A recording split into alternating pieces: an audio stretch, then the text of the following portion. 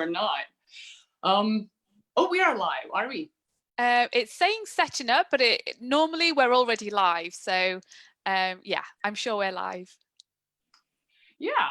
Well, Leena, do you want to remind everyone what we spoke of last time? Because I think we are continuing, and this is just really relevant to remind everyone. And in case someone didn't see our previous video, it would be beneficial to go back and check it out.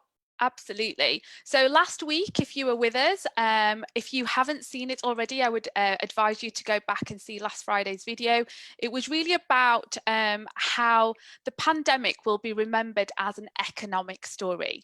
And you right now need to decide whether you're going to have a success story personally or not.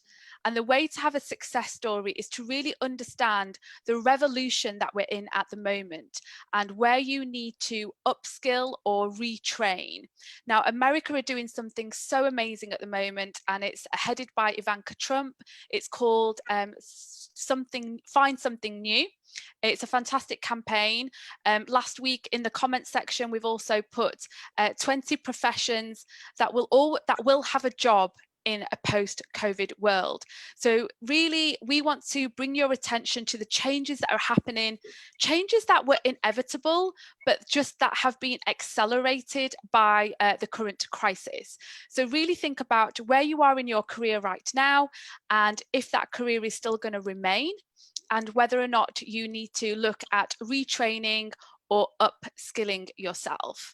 I know that the UK have started something similar here, but it's really about forward thinking now into a post-COVID world, what that looks like. And we've got an amazing guest to share with us his opinion and developments on a post-COVID world as well. Yeah, and before we start onto today's topic, I want to start with just an intro about why this topic. We're talking about change, and I've once read this phenomena that people have always, throughout the history, been terrified of change. Something that we consider as just breathing today.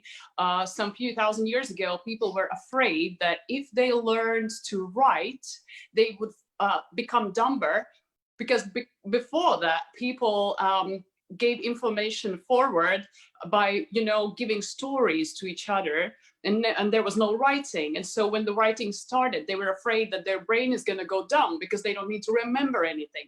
And the same thing was when the industrial age started. People were terrified that they will starve because machines would take over, the shovel working, right? Like there's no one man working anymore necessary. And so now we're facing another era, in our opinion, right? But the good news are that there is today way more people on Earth than ever before, and we've still got jobs even after the industrial age, right? And there's much less starvation by percentage than anyone ever in the history. So as we are facing the new change, we thought of inviting someone who's a lot more right now, maybe has a lot more knowledge in the upcoming era. And so Anders is a really dear friend of ours, a highly valued professional, just a really, really nice person to know. And I really recommend everyone to work with Anders professionally once they have this need. And so we thought of inviting you over, and I'll let you, Anders, talk about yourself a little bit, introduce yourself and say hi. Yeah, hi. Hi guys and girls, friends. And yeah, I define myself as a problem solver. I'm motivated by seeing others grow in scope of results. This is very important stuff. I'm owner of And IT Solutions. I have a company. I have 2 years spent as well in educating local society regarding blockchain and future and what the impact will be, and embracing others to not afraid what just Karlina mentioned of change and time involvement. And I think the one thing society is not prepared for such drastic change. The curve is very, very steep. So, and I'm also in IT already like 25 plus years. So I'm pretty native in this field. And not to mention, but I'm also the best husband and best dad, which is important as a human being. That's absolutely important. And I'm sure that helps you not be afraid of the future too. That's for sure. Absolutely. Well, if you're tuning in from Latvia, do let us know, as we have 2 Latvians online today, this afternoon, and this morning, well, this afternoon in the UK and Latvia. And if you're tuning in from the UK, let us know if you're watching this on replay or live as well.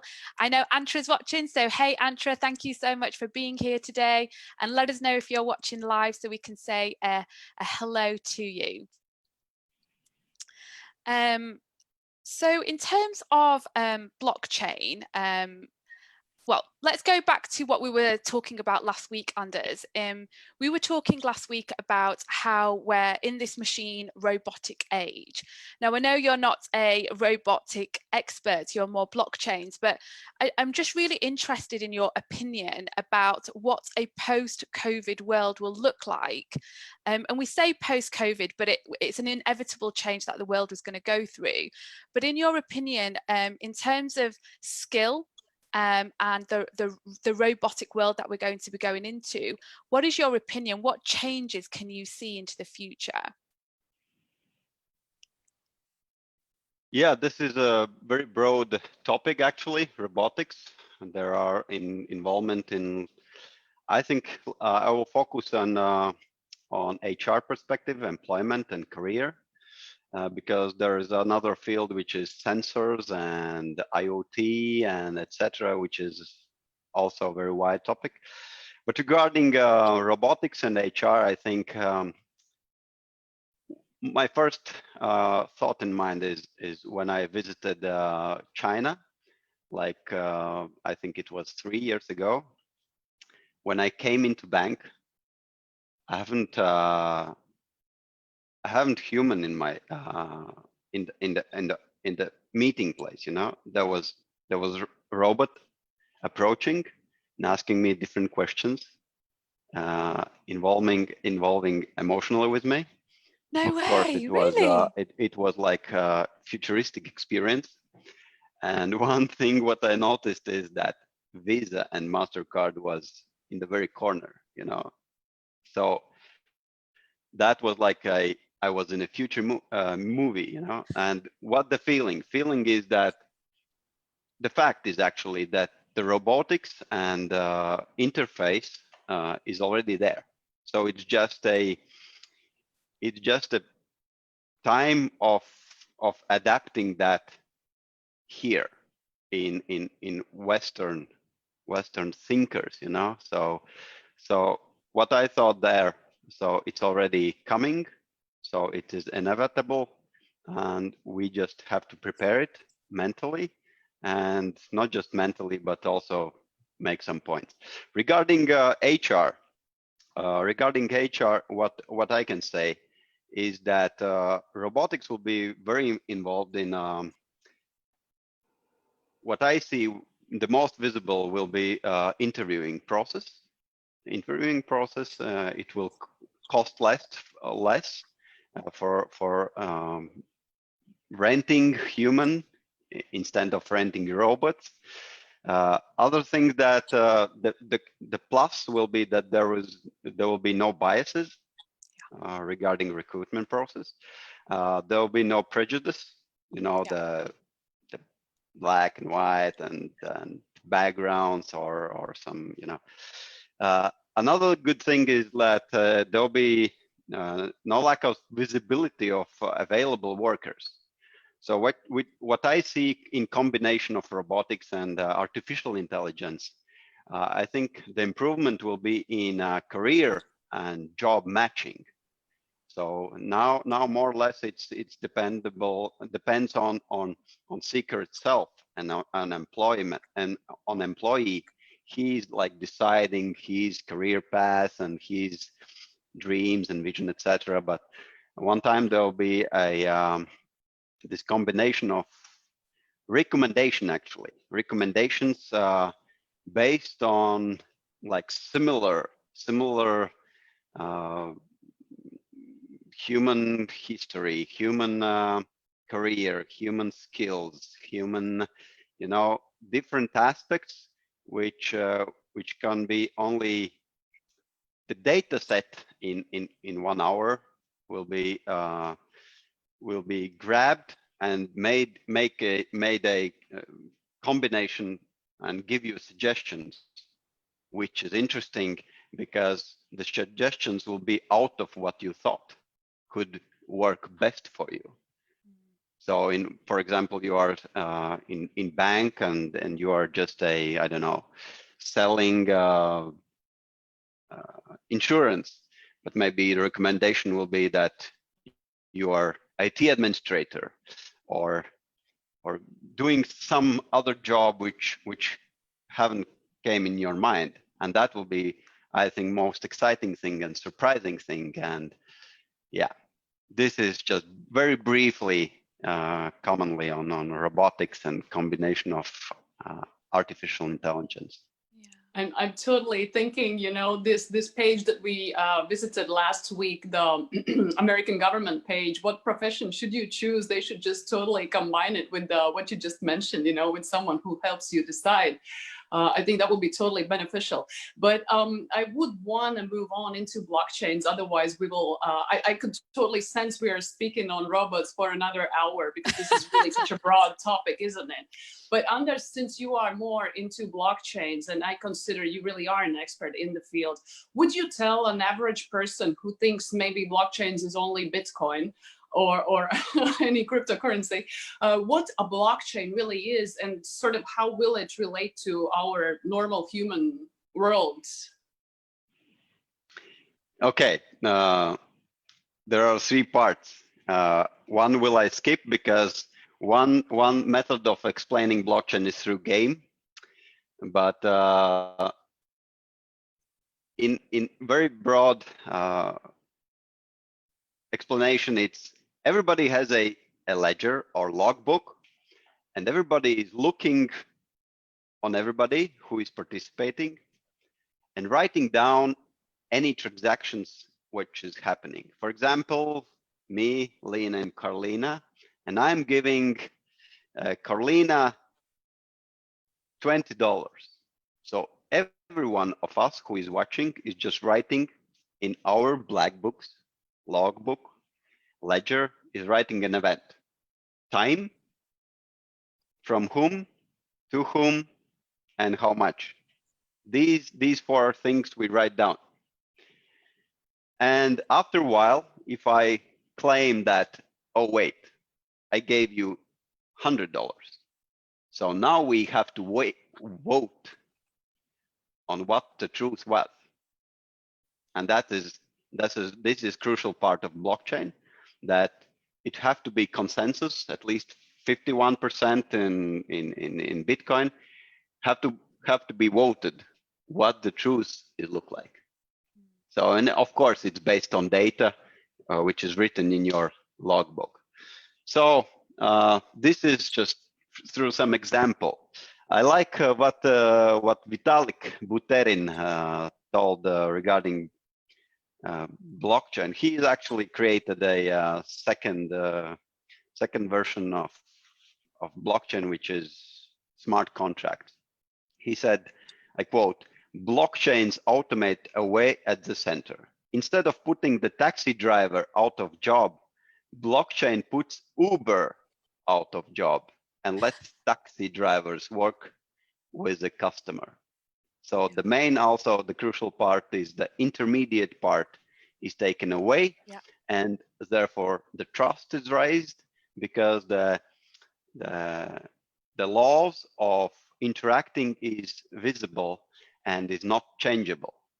So this is just brief explanation what the blockchain is. Just to add on to that, I mean, an example that I, when I was learning about blockchains, one of the examples that really fascinated me was buying house, you know, like in the future, buying a house will be done on blockchain, and there'll be no need for solicitors, because all the transactions will be on a blockchain. You transfer the money and then you own a house, and there'll be no need for, like you said, the legal system to be in the middle of it all, because it'll all be just done on a blockchain.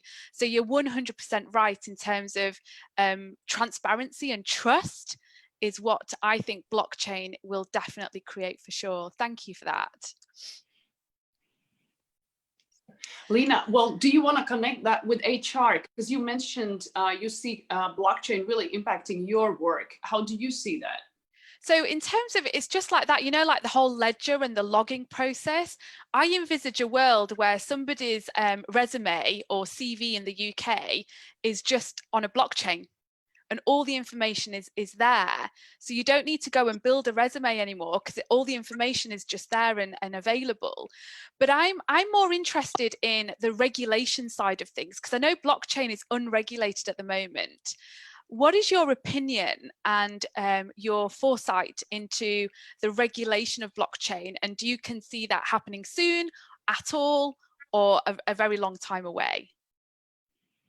Yeah, this is actually a very major strive nowadays. What the laws and what the principles will be regarding, this is what you mentioned. And actually, this is still in process. And one good thing is in the process itself is that competitors is coming at the one table. This is the part which is good, and they are like pushed to communicate with each other regarding what's the overall benefit, what's the motive behind the law and behind these principles, how the blockchain will work, and it pushes to think straight to the value, what the value of why we are doing it. So, and this is a good thing. This is, I think that is one part. The rough prediction is that sometime in the very future, there will be AI connected to that. Yeah. Sometimes it is good thing, sometimes it's a bit scary thing, but let's see where will it go.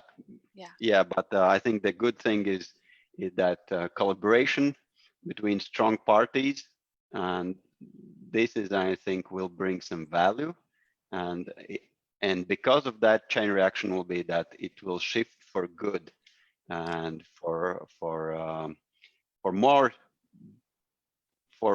easier and justified, more righteous process of HR process from the onboarding till the life cycle itself. Yeah, absolutely, 100%. Well, since we promised to talk about the future a little bit, there's these predictions about the year 2030, when a lot of, of these technologies would finally be settled in our daily lives. Anders, maybe to conclude this conversation, because indeed we could go on for hours like this. I'm confident. I'm so excited to even ask you more questions, right? But like, so what would you, Anders, say about the next 10 years? Maybe something that is what you sense will be the most important in average person's daily life, and maybe they should do something. Should they be doing something, or just expecting things to happen? Yeah. What I came up some time ago was McKinsey Global Institute reports. Leena have a link, I think she will share with you guys. But what I read there are good reports regarding how the professions and skills will change in near 10 years. And what I see is the advancement of technological skills will be needed. And it is advanced IT, it is programming stuff, managing like complex architectures. And I've heard that quantum computer programming is on the edge of new profession. What I see very interesting that leadership and teaching and training skills will be very essential. This was actually not a surprise. Actually, this is other part of human being, to be creative and cultivate more social or human skills. And this will be, I heard also one brain specialist which told that she was against the hype that AI will win us all and human will be not will not be needed. And she told that, which I agree upon, that the creativity of human is so wide that we shouldn't be afraid of that AI will take world over, especially our jobs, and bringing value to other people. That we shouldn't forget, that why we work is actually bringing value to our environment. And yeah, and the thing which will go down will be gross motor skills, which is packing things up and yeah, machine feeders, you know, food preparation workers. You'll see in the report. I think it's very brilliant. From my perspective, personally, like concluding everything down, my two skills, essential skills to survive next 10 years, is to gain fast learning and flexibility skills. These, for me, these are like universal skills, which every other direction is open for me. Just to keep the broad perspective of all future. Just don't forget, you are still human, you're still friend, you're still dad. These things have to be in balance before you go in a professional field, because I think happy human is also happy employee, and therefore more effective values. And yeah, I think you girls can agree with that, right? Yeah, definitely. And I'm glad, Anders, you said I have chosen a profession that is still going to be needed. It's such a relief. No, but indeed, I also believe that the human aspect of being a human is something that shouldn't change and cannot change. I mean, Elon Musk might be thinking something else. He just came out that he thinks that AI will totally take over the world. But then again, maybe it's just the game of politics that he's playing. I don't know, because I truly also believe that humans will stay humans, right? Yeah, Leena, you want to conclude this? Maybe we are kind of over time, but this was super valuable to me. And thank you, Anders, for being here, really. No, I think, you made some really, really great points, but the biggest point for me was people not fearing the change. There's so many scared people out there at the moment who are just scared of the unknown, fearful because they don't know what the future looks like. But it's all about educating yourself. And I love that you said that the two essential skills at the moment is fast learning and flexibility.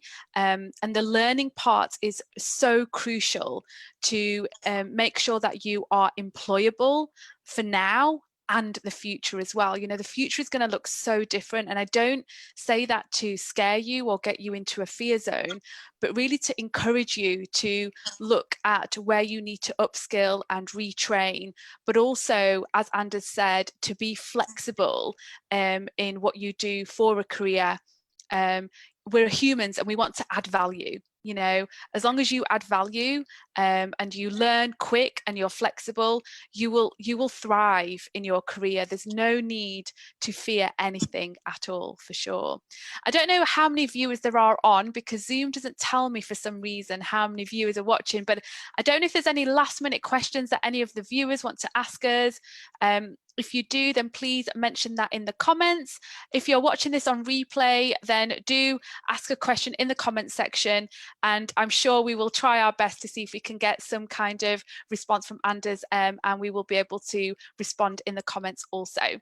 So there isn't any questions coming up at the moment. So I think, yeah, our lunchtime chat was really, really profound today. Thank you so much for your time today, Anders.